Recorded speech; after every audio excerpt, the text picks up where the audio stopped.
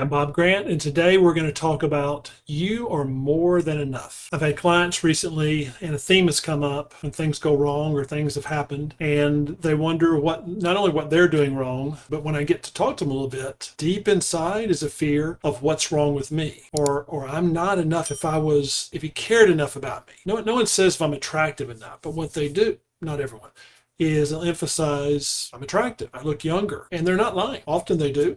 Most of the time when they say that. But there's this inherent fear that I don't have enough, and I think a lot of women will base this off of a relationship that's gone bad or relationships. And it was going well, usually for a time period, and then all of a sudden it seemed to not go well. And things seemed to go sideways, or things seemed to go bad enough where they broke up. And they wonder, what is it I was doing that he was so into me, and then all of a sudden he's not? And if we go really down below the surface, the usual fear is once he got to know me, he found out whatever, that there was something about me, or gosh, if I could just fix that thing. And I empathize with their pain, and I'm not minimizing the circumstance, but I tell a lot of them, there's a video on YouTube you can see, we talked about this as far as getting the man's attention. But the quick recap is, as I do this as a reminder to women, is that you inherently have all that you need. I don't mean that just in some philosophical term of everyone's wonderful. And I say, next time you're at a party or there's some man you're interested in, I said, go stand next to him. Not 2 inches, not 20 feet, within 3 feet. Just stand there. I mean, you have to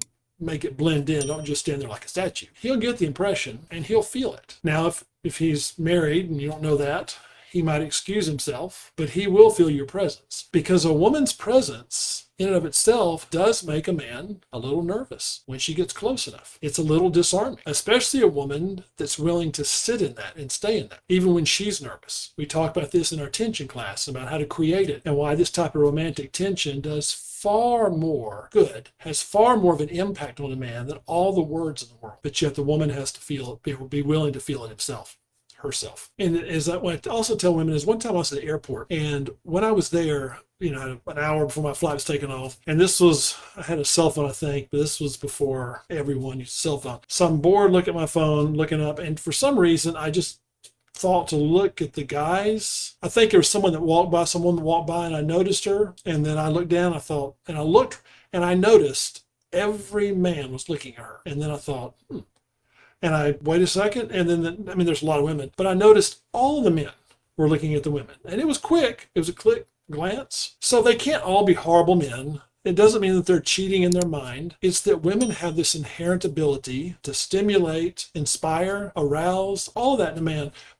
But what happens is a lot of times men don't let you know this. See, I noticed it because I had just done it. And so I'm looking at these guys, and unless you're looking for it, you wouldn't see it. And it was quick, but they noticed everything. If you wanted a metaphor of this, it's like a fox or a shy animal that notices everything but looks like they're asleep, but looks like they're not paying attention. Because it's not a woman's strength. It's not her confidence. It's not her resilience. Those are good things, but it's all of it. So ladies watching this, it's also the parts that you think are weak. It's your sadness.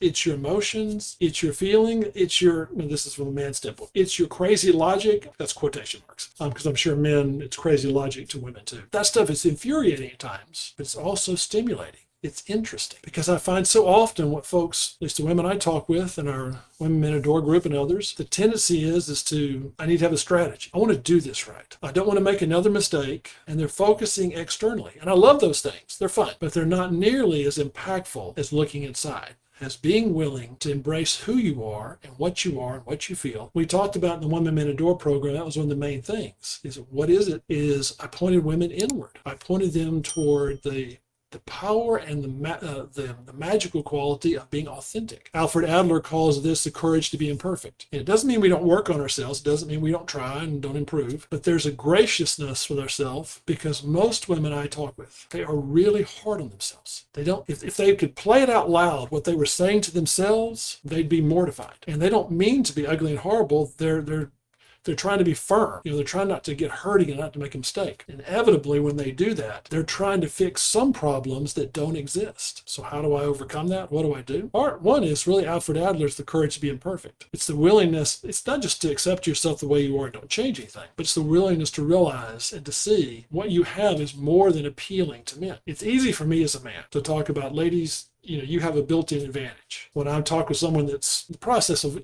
they want to get married, they're tired of dating, they've dated plenty, I tell them, I said, remember, your advantage is when you're within 3 feet of it. And they say, what do I say?